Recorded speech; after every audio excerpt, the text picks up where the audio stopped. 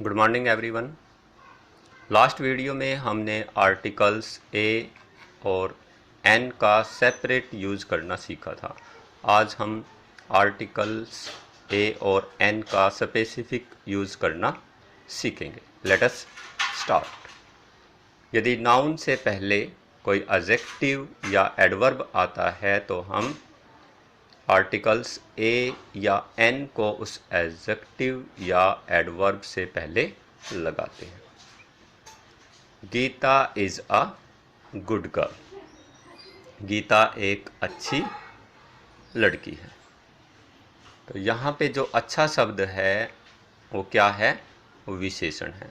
विशेषण किसी व्यक्ति या वस्तु की विशेषता को प्रकट करता है। यहाँ पे गीता की विशेषता को प्रकट किया जा रहा है किस शब्द से? गुड से। तो यहाँ पर हम नाउन की बजाय किससे पहले आर्टिकल ए का प्रयोग करेंगे? विशेषण से पहले, गुड से पहले हमने आर्टिकल ए का प्रयोग किया है। Next sentence, he is an intelligent boy. वह एक होशियार लड़का है। यहाँ पे होशियार शब्द जो है, इंटेलिजेंट क्या है? एडजेक्टिव है। तो इससे पहले हम किसका प्रयोग करेंगे? आर्टिकल एन का, क्योंकि यहाँ पर किसकी साउंड है? इंटेलिजेंट, ई वोवल साउंड है। पहले भी आपको बताया गया है जहाँ पर वोवल साउंड होगी वहाँ पे हम किसका यूज़ करेंगे? एन का। Next sentence, he has a costly car. Costly जो है एक क्रिया विशेषण है। यदि किसी शब्द के साथ हम एल वाई लगा देते हैं तो वो क्या होता है? क्रिया विशेषण, adverb.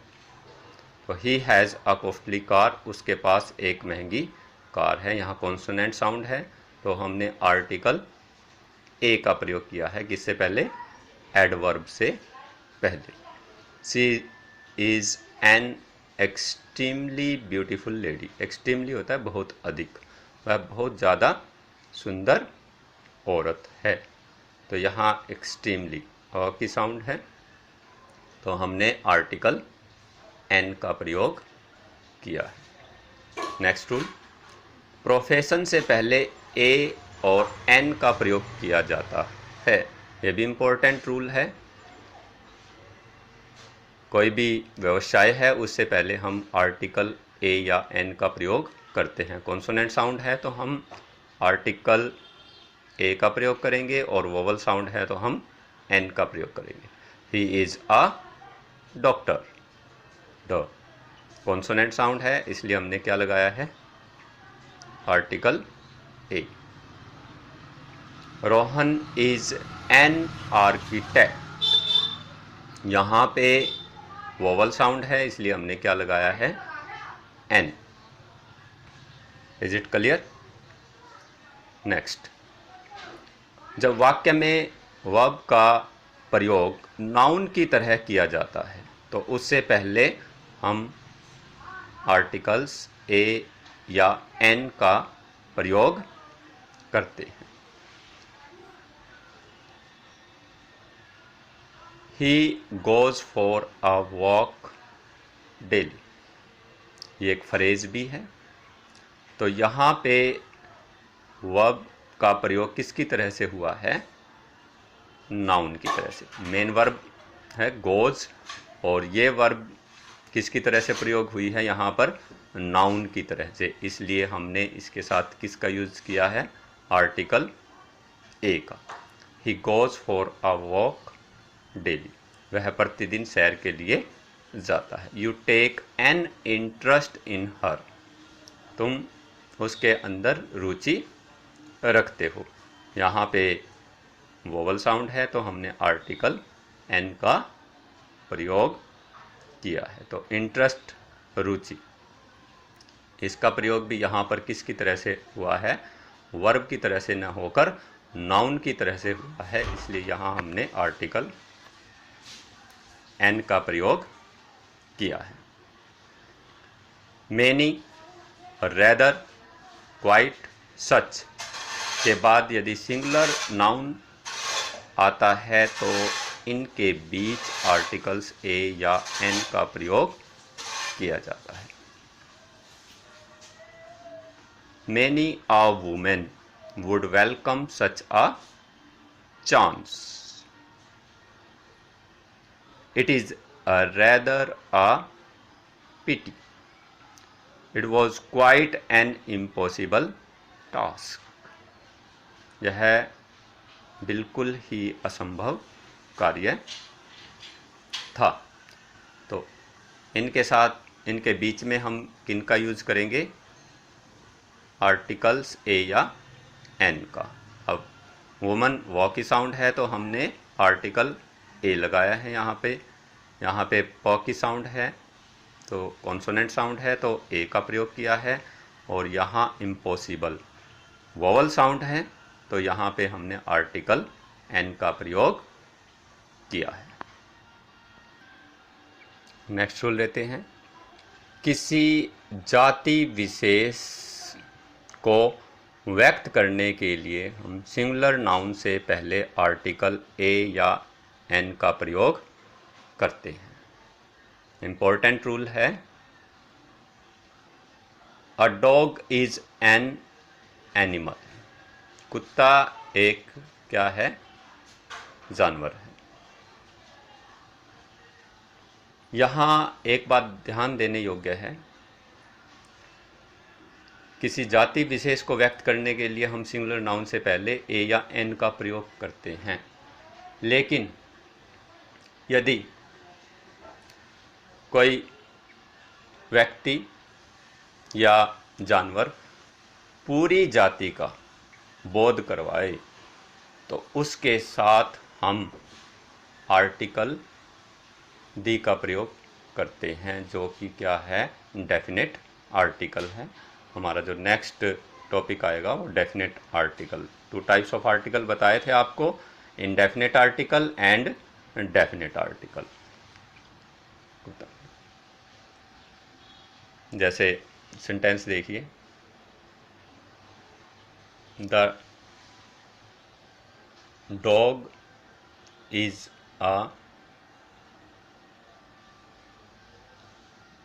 Faithful animal.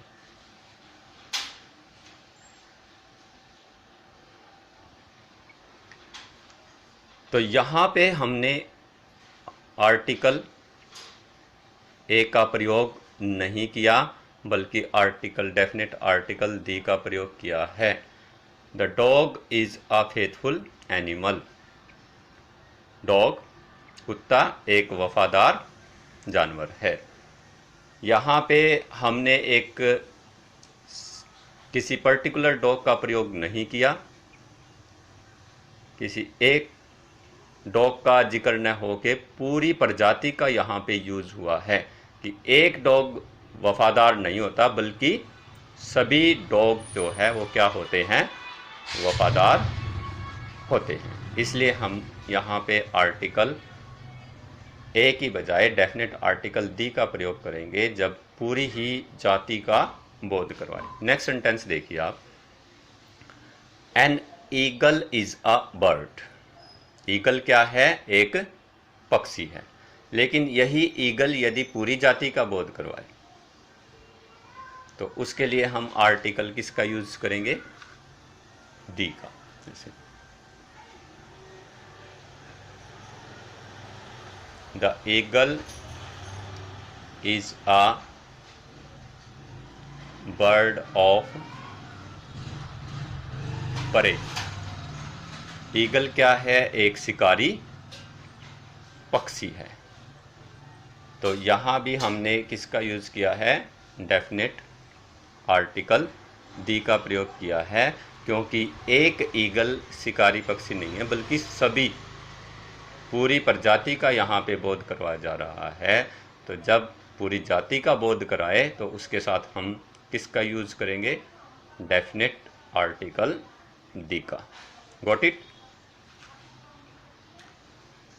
Next rule, exclamatory sentences में व्हाट के बाद सिंगुलर नाउन से पहले ए या एन का प्रयोग किया जाता है। एक्सक्लेमेटरी सेंटेंस एक्सक्लेमेटरी सेंटेंसेस कौन से होते हैं? विस्मयादि बोधक वाक्य, जिसमें हमें सरप्राइज, वंडर, इन बातों के बारे में पता चलता है। तो वो कौन से वाक्य होते हैं? एक्सक्लेमेटरी सेंटेंसेस होते हैं, विस्मय प्रकट होने से। सेंटेंस देखिए, व्हाट अ ब्यूटीफुल सीन, कितना सुंदर दृश्य है। तो ये साइन ऑफ एक्सक्लेमेशन है, इसी से ही पहचान हो जाती है कि ये कौन सा सेंटेंस है, एक्सक्लेमेटरी सेंटेंस है। तो यहाँ पर हम व्हाट के बाद जो है सिंगुलर नाउन से पहले आर्टिकल ए का प्रयोग करेंगे, क्योंकि क्या है, कॉन्सोनेंट साउंड है। नेक्स्ट सेंटेंस में देखिए, व्हाट एन अगली गर्ल, यहाँ पे अ वोवल साउंड है, तो हमने किसका यूज किया है? एन का। सामान्य रूप से किसी व्यक्ति के नाम के साथ आर्टिकल ए या एन का प्रयोग नहीं होता। जो प्रॉपर नाउन है उससे पहले हम आर्टिकल ए या एन का प्रयोग नहीं करते। सभी को पता है व्यक्ति के नाम के साथ किसी भी आर्टिकल का प्रयोग नहीं होता, लेकिन जब वह व्यक्ति हमारे लिए अनजान है तो उसके साथ हम आर्टिकल ए या एन का प्रयोग कर सकते हैं। देखिए, this novel is written by a Mister Mehta, यह उपन्यास किसी मिस्टर मेहता के द्वारा लिखा गया है।